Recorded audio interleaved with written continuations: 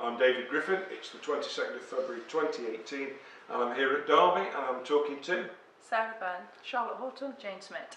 Ladies, thank you very much for joining us as part of this heritage project. We've got three cricketers who are all at different stages of their careers really.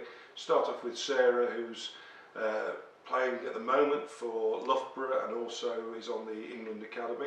We've got Charlotte, who's on the cusp of retirement, I think, from playing for Derbyshire.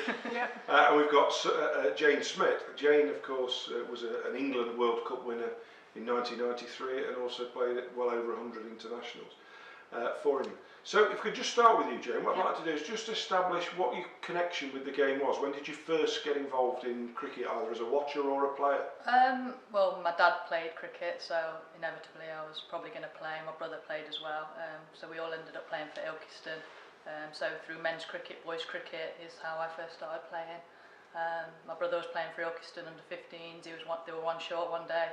I was there watching and ended up playing, and it went from there. Now, what was that like? Because unlike the organised women's cricket that we've got today, then presumably there wasn't as a formal Derbyshire women's team, for example. So you were just thrown in with a bunch of guys. Yeah, just if it wasn't for boys cricket, I probably wouldn't have played cricket at all in those early days. And what was their reaction to you joining in?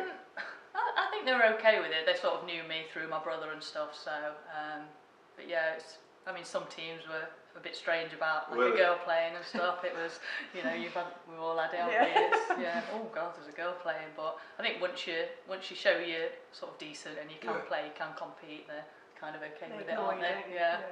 What was because of course your dad was playing cricket as well up at Darleydale? Yeah, same really. My dad and two brothers played, so grew up at cricket grounds and just had to join in, otherwise you'd just be left on the side. And had women's cricket become more formalised when you started playing, or was it still? No, it was just starting to.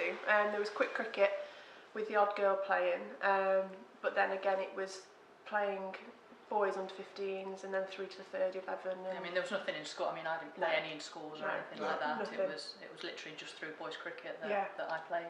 And it was a good learning curve, definitely, playing boys cricket.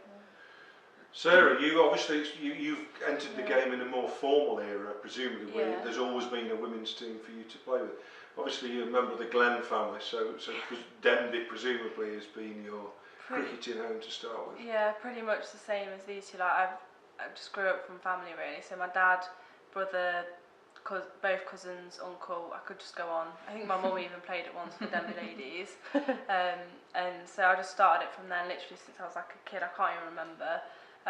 Did like quick cricket and then again like with the boys. I just grew up around boys playing with them, and then I didn't do girls stuff till I was about 12, 13, but I'm assuming then it was more formal and there was more kind of county teams, so I just started like Derbyshire under 13s I think it was when I was about 11, 12, but before that it was all just boys, and then as I just grew older I just carried on and I played for the men's and women's teams as well. How did you balance that out, Sarah, with schoolwork and stuff like that?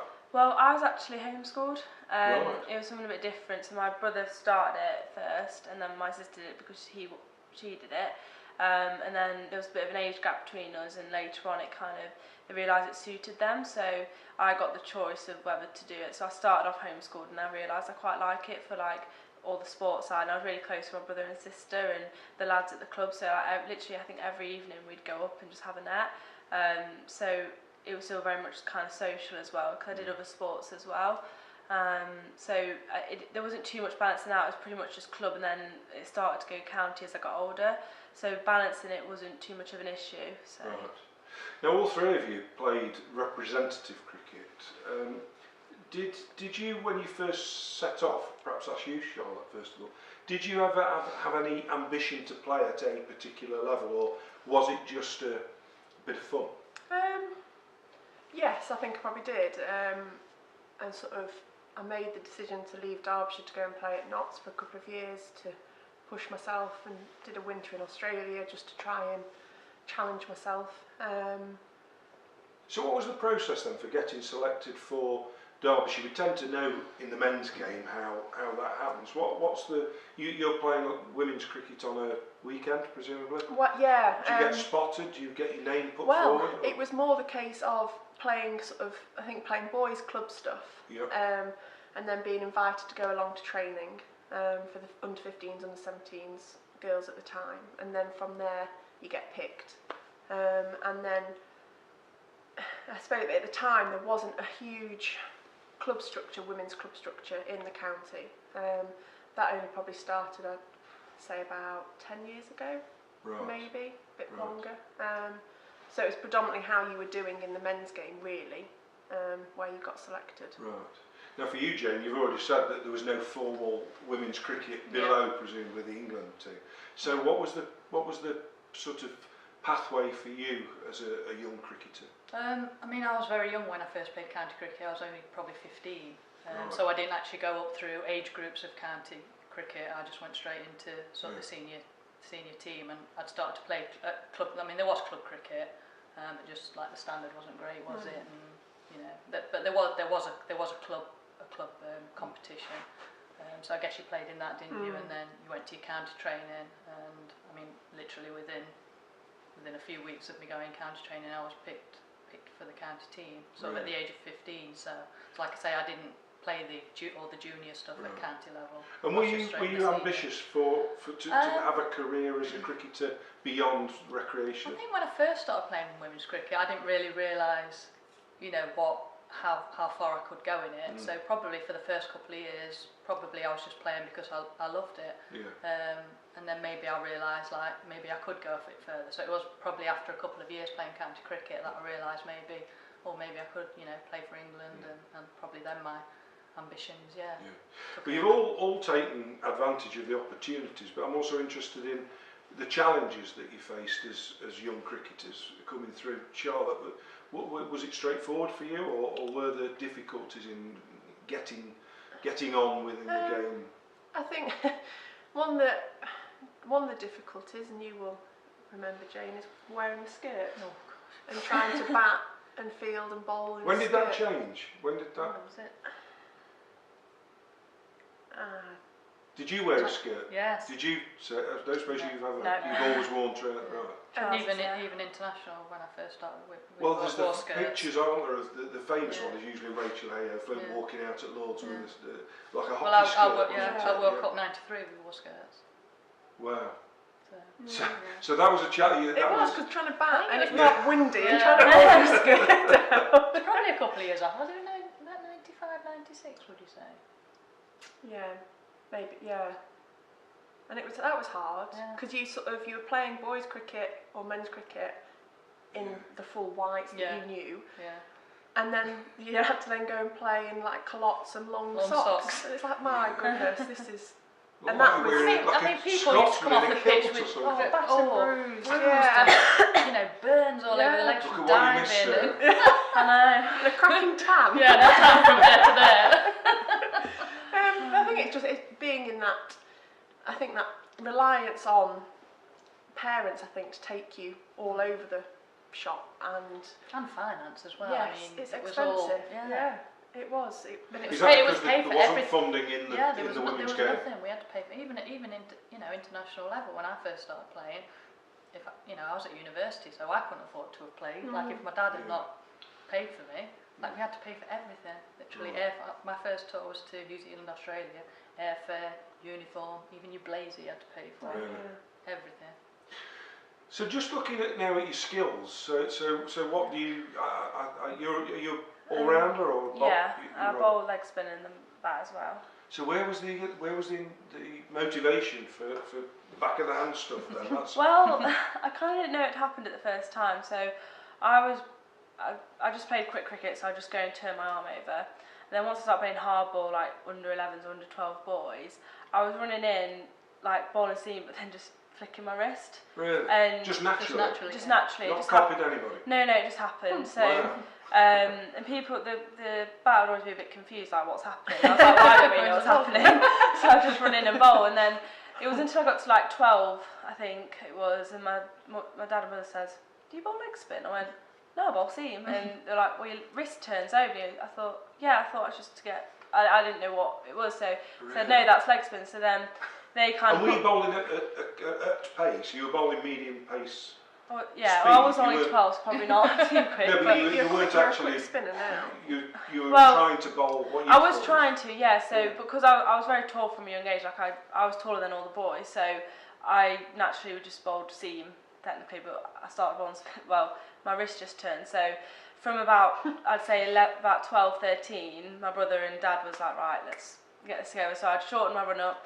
Learnt to line and just turn my wrist more, but I didn't change like my arm position, so I was still like bowling a little bit quicker than normal and a bit more bounce. So, and I've still kept that now. Like I've altered a lot of things to get it more consistent and stuff now, but I still get that kind of bounce and tall. And I think that's literally just from when I was a kid. I'd just run in and bowl, and it would just come out like that, and I didn't know it did. So that's I think every test team in the country, in the world's looking for a bowler who can bowl as fast as Dale Spain and leg breaks. So what was your? I know because I've seen you batting, but your expertise. It was bowling to start. Was it really? Yeah, to use my height. Right. Quick bowling then. Yes. Yeah. But then my back just all. She broke my arm once. Yeah, I broke her Really? arm. Yeah. Nets, when she played for Notts. Yeah. We were training indoors, weren't we? No arm guard, obviously. Got me? No, I wasn't. No, because then after that you started wearing an arm guard. Indoor net, bowl ones. Yeah. Was she just a young whippersnapper then, running in and No, bowling to pace? early 20s, I think. Yeah.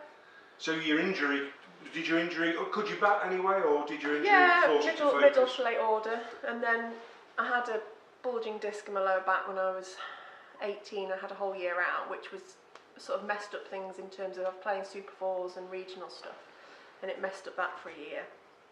And then it never really sort of settled. Right. And it got to about mid 20s, I think, and I was like, it was too painful, so just went to batting and clearing cow. And whereabouts in the order? Well, I opened for the county. Yeah. So, but whether I still carry on, I don't know. What's his face? And Jane, Yes. famously, many people will already know you, of course, Bob Taylor of the women's cricket. How did that come about, first of all? So Keeping we used to go to nets with the boys and used to have a bat and stuff. Tried to have a bowl. I literally couldn't even get it in the net. It would be going like hitting the side of the net, it would be hitting this side. I thought, this is no good. Need to try something else here. Tried wicket keeping. Yeah. What was it? Brilliant. In a skirt, presumably at some point. Yeah. That It's is not great. So did you all three of you really? Did you get coached, or were you? I mean, you obviously said, Sarah, that you just had a natural way of doing what you did. But I mean, were you coached as young cricketers? As a wicket keeper, I didn't have a great deal of coaching as a youngster. It was just kind of all natural. It was only sort of later on. And did you watch keepers, just how they worked? Yeah, I mean, I must have watched sort of on telly and stuff, but there was no specific, I want to look like that keeper. It was just kind of very natural what I did. I suppose I had quite a good eye for the ball, and nothing coached or anything from an early age. It was only sort of as I got playing for England that I had more sort of one-to-one coaching. But yeah, as a young kid, not any. Charlotte? No, same really. I think Soft-talk? Yeah, I think just seeing my dad and spending time with my dad and just playing. And it's quite funny because I do everything right-handed but bat left-handed. But I think that was because of my brother is the same, and I think I must have just played when I was young with him, batted left-handed and just copied. And so until sort of 15 onwards, you got more coaching. And so when were there any sort of defining moments in I know Sarah, you're still very young and it's a fledgling career, but were there defining moments for you where you sensed and I don't want to embarrass you, but I'm better than the standard that I'm at, and I can now move up to the next level? Was there kind of a light bulb moment for you, or was it just a general progression to the next stage?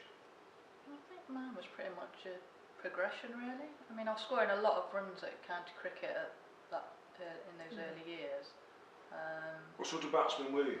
I opened for a while and for county, and then 3, 4, pretty much batted everywhere in the top order really. Accumulate runs very quickly. Yeah. Jane, you look at him, oh God, she's on 40 already. They're not really played like a big shot. Of course, Sarah, you've gone to play in the Super League, haven't you? Yeah. Which is kind of a huge, big step forward in cricket that the women have got a Super League. So that must have been quite a step up. Was that something you got ambitions to play? Well, I did really. I mean, from a young age, I just enjoyed it, and then it wasn't until again I got a bit older, I was like, oh, I do want to do this. And the Super League had only been in for a year, I think, the year before. And I watched some of it, and I thought, oh, I was wanting to do that, and I wanted to do England stuff, but at that time, I didn't really think it would be the next year. I thought it'd be 2-3 years, so it wasn't. In my own head, I was just focusing on my own development to see where it took me, not kind of focusing on one thing. And then it just kind of came around quite quickly, and I was like, oh wow, I'm being picked. And then I didn't get picked the first game, but then I played the rest of them, and my first game was actually here at Campground, and it was quite a big crowd, and it was my family then. It was all like and it was on Sky, and like I was like, am I dreaming? Like, I'm dreaming, but like from a minute ago, like I felt like last year I was kind of watching it on TV, like, oh, I might do that in a few years. I might be picked if I work hard. So it kind of came around quicker than I thought. But yeah, it was such a good experience, and it was quite overwhelming with It is with like being because on because obviously you've not really played a lot of. Yeah, I mean the biggest crowd I've ever got is like at Spondon or like you know, like parents and stuff. So to have that, because the men were playing afterwards, so a lot of people came before to watch as well. So it was very like overwhelming, and I was a bit like, is this real? But I just kind of, I kind of just took it in and just enjoyed it. And I think because it was all like overwhelming and like I couldn't believe it was happening, and enjoying, like some people say, you know, really focus on your game, but my kind of part of my game was embracing the crowd and the music. I was like, oh, I'm loving this, and I think that helped with performance a bit. I think relaxed you probably. In a weird way, it relaxed me more, because I was like, if I was I wasn't even shutting it out, I think I'd just build it all up. But I think in a way that kind of helped me. I mean, I know everyone's different, but it was really good. And do you enjoy that format of the game, because it's 2020, isn't it? I do love that format of the game, because I mean, I do enjoy 50 over, but I just love 20 to 20, because one thing can happen 1 minute and it can just change so quickly. So you feel like you're on your feet all the time, and you're like, what's happening next? Like because if you're in a 50 over game, sometimes you do have time to sit back and think what to do. You know, what's my next plan? Kind of lulls in the game, aren't yeah, in T20 it's just in T20 sometimes you don't have time. You just think you've just got to do it, and I enjoy that pace of the game and that kind of excitement and uncertainty, really. What was your favourite format, Charlotte? See, we weren't brought up on 2020. No. So what principally did you play then? 50 overs. Right. Which for me I still enjoy, because there were the bigger twists and turns to it.